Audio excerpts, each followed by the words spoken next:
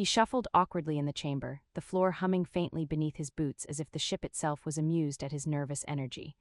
The Aetheris's walls pulsed with soft, neon blue light, reflecting off his sweat-slicked forehead in a way that made him look like a cheap hologram of a stressed-out human male.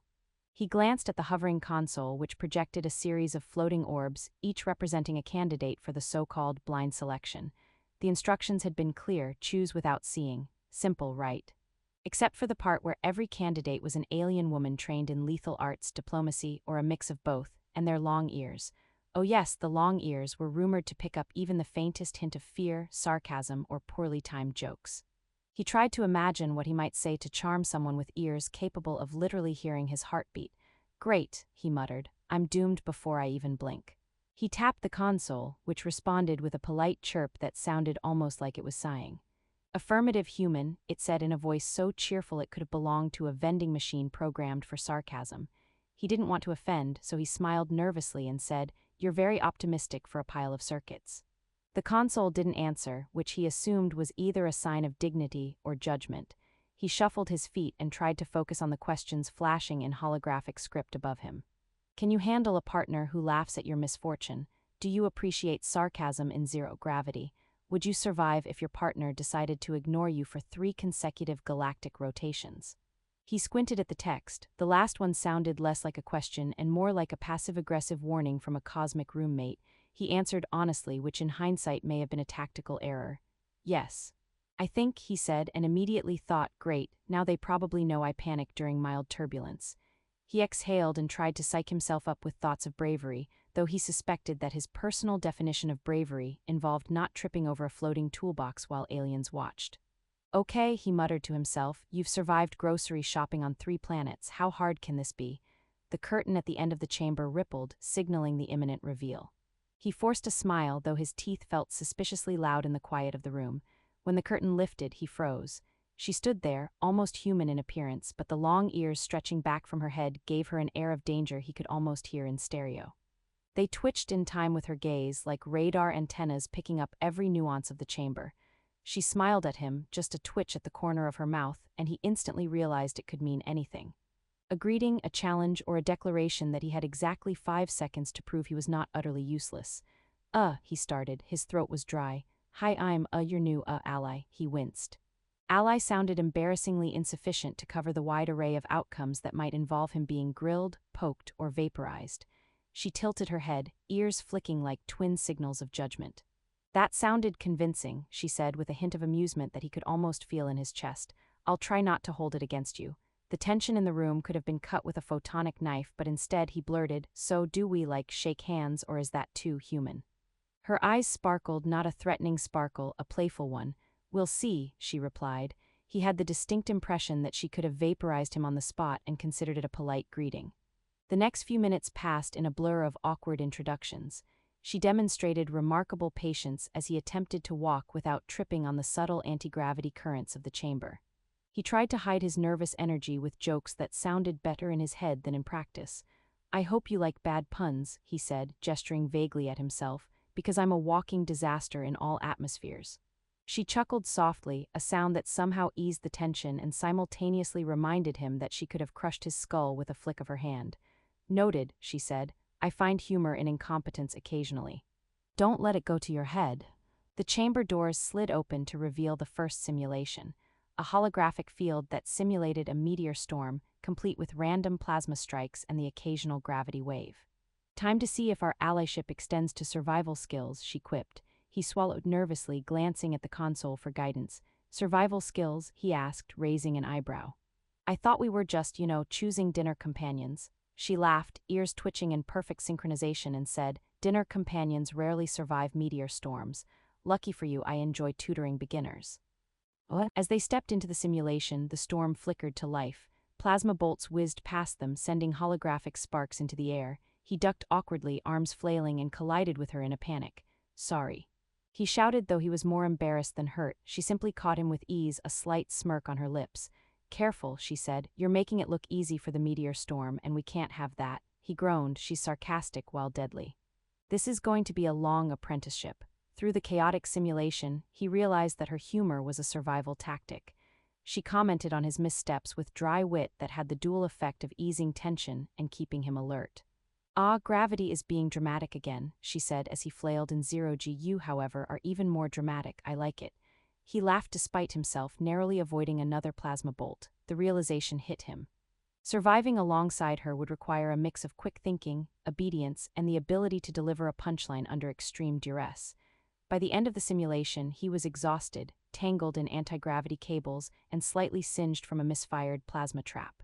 She extended a hand, helping him upright, her long ears brushing his shoulder. "Congratulations," she said. "You're still alive, that's rare for first-timers." He coughed, trying to regain composure. "Thanks, I was hoping for alive, not toast." She smiled, the flicker in her eyes less threatening now and more like amusement at a surprisingly resilient human. As they walked back to the chamber, he realized something. Choosing blindly had been terrifying, yes, but he hadn't expected this. An alien who was as deadly as she was witty, whose long ears seemed to detect every twitch of nervousness, and yet, against every odds, she tolerated him. He had survived the first encounter, learned that humor could save lives, and discovered that sometimes, the deadliest beings were also the most entertaining partners in crime. And maybe, just maybe, he thought as he stumbled over a stray anti-grav cable, that surviving with her wouldn't be the worst thing in the galaxy. The first morning aboard the Aetherus began with a symphony of mechanical groans, hissing airlocks, and the faint scent of synthetic coffee, which, if inhaled too deeply, made him cough in a manner that sounded alarmingly like a dying synth bird. He blinked at the alien woman across the narrow cabin, her long ears twitching with every minor vibration, as if she were constantly reading the ship's pulse through the atmosphere itself. "Morning," he muttered, attempting casual cheerfulness which came out more like a frog gargling. She glanced at him, one eyebrow arched, and said, "You've survived a night without being vaporized. Impressive." "Did you sleep in the maintenance ducts again?" He flinched. "I prefer the term strategic napping, it's very tactical." She snorted, her ears flicking as though she had detected the faint scent of panic on him. "Tactical, huh? Remind me to recruit you for starship espionage. They could use someone who trips over gravity conduits and calls it strategy." Breakfast, or whatever passed for breakfast in zero gravity, was a chaotic affair. Floating cubes of protein gel hovered between them like tiny, confused satellites. He swatted one out of the way, only to have it rebound off the wall and stick to his forehead. She didn't laugh immediately, which he took as a dangerous sign, until he realized she was calculating the trajectory of the next cube. "Careful," she said dryly. "You're risking collision with breakfast diplomacy." He tried to imagine what that even meant, but his mind was preoccupied with keeping the gelatinous cube from slapping him again. "If diplomacy fails," he said, "I can always negotiate with sarcasm." She tilted her head, a subtle twitch of her long ears betraying amusement, bold and possibly lethal. After breakfast, she insisted they run through basic survival drills. "We need to ensure that when we inevitably end up stranded on a hostile planet, you don't immediately do something catastrophic," she said, her voice calm but her tone implying that the first test might involve him spontaneously combusting. They navigated a simulated asteroid field, dodging holographic rocks that shifted unpredictably. He flailed, cursing gravity, the universe, and his own existence in turn. She moved alongside him with effortless precision, ears twitching like twin radar dishes. "You know," she remarked, "you could actually make this look elegant if you stopped thinking like a panicked squirrel and started moving like a slightly coordinated panicked squirrel." He laughed breathlessly. "I'll take that as a compliment," he wheezed. "Slightly coordinated is the best I can manage under duress." By mid-cycle, they reached the zero-G combat arena. Holographic weapons materialized in his hands, though he suspected they were more dangerous to him than any simulation enemy. She handed him a blaster, the smooth metallic surface gleaming. "Try not to shoot yourself," she said lightly, flicking her ears, "and if you do, at least make it amusing." He grinned despite himself and pointed the blaster in the wrong direction. A burst of harmless energy struck the wall, which set off a series of flashing lights and alarm bells. "Excellent," she said. "You've triggered the emergency Dacre sequence. Very creative," he groaned. "I feel like I'm failing spectacularly, and yet somehow that counts as progress." They paused to catch their breath. Floating between them were tiny drones recording their every move, projecting stats and commentary in bright holographic overlays. "Accuracy 0%, initiative questionable, style chaotic genius," one of the drones chirped. He glanced at her, eyebrows raised. "Do you feed them sarcasm too?" She smiled. "No, they're naturally attuned to your incompetence. It's their favorite pastime." Despite the teasing, he felt a spark of camaraderie. She wasn't just teaching him survival, she was keeping him alive while making him laugh through the near misses and absurdly over-the-top simulations. Later, when the ship's engines hummed like a contented beast, they practiced maneuvering through microgravity tunnels. He clung to the railings like a terrified cat, limbs flailing, while she darted effortlessly through twists and turns. "You're lucky," she said. "Most humans panic in tunnels like this and cause a chain reaction of minor injuries, panic attacks, and existential crises." He muttered, "Is there a handbook for not being a walking disaster in alien environments?"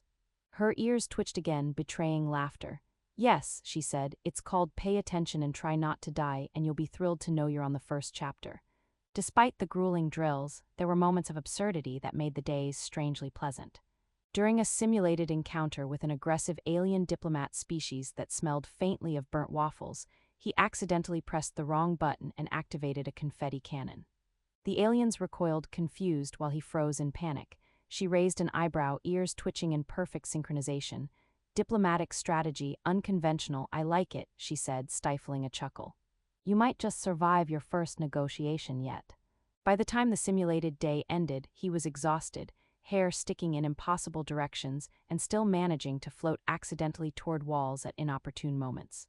She leaned against a console, watching him untangle himself from anti-gravity restraints, and said, "You know, most humans would have collapsed in defeat by now."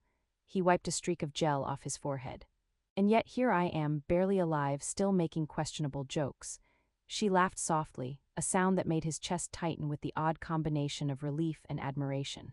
"You have potential," she said, "and I enjoy that you don't take yourself too seriously. That's rare." As the night cycle began, they shared a meal of replicated nutrient packs, tossing lighthearted quips back and forth. He discovered she enjoyed teasing him about the way he navigated microgravity, while she revealed, almost accidentally, a fondness for absurd humor in the midst of danger. Their laughter bounced off the metal walls, echoing in harmony with the ship's hum. He realized that survival in the galaxy wasn't just about weapons and tactics, it was about trust, timing, and the uncanny ability to laugh when everything around you tried to kill you. Floating in zero gravity, her long ears brushed lightly against his arm as she adjusted her posture, and he realized something quietly terrifying. He was starting to care if she lived just as much as he cared about himself. She noticed his glance and smirked, "Focus on staying upright, human. Worrying about me might just get you vaporized." He swallowed nervously, attempting a grin that came out more like a grimace. "Noted," he said. "Though I feel like worrying about you is inevitable." She tilted her head, ears twitching like a predator amused by a fumbling prey. "Good, keep that sense of dread handy. It'll serve you well." What? And as the ship drifted silently through the void, he realized that surviving with her wouldn't just be a test of skill or luck. It would be an endless game of wit, danger, and barely controlled chaos. Yet somehow, between jokes, confetti cannons, and her precise, deadly efficiency, he felt a spark of something far stranger than fear. Maybe, just maybe, he could not only survive but thrive alongside the galaxy's deadliest alien woman. The alarms blared through the etheriss, a chaotic symphony of warning tones that sounded almost musical if you ignored the fact that everything was about to explode. He scrambled across the cabin, feet slipping on the anti-gravity rails, while the alien woman moved with the grace of a predator and the precision of a surgeon. Her long ears twitched constantly, sensing the vibrations of the ship, the pitch of the engines, and the faint hum of approaching danger.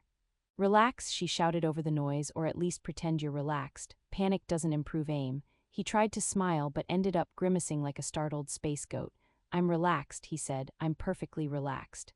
If by relaxed you mean screaming internally and externally simultaneously, then yes, totally relaxed.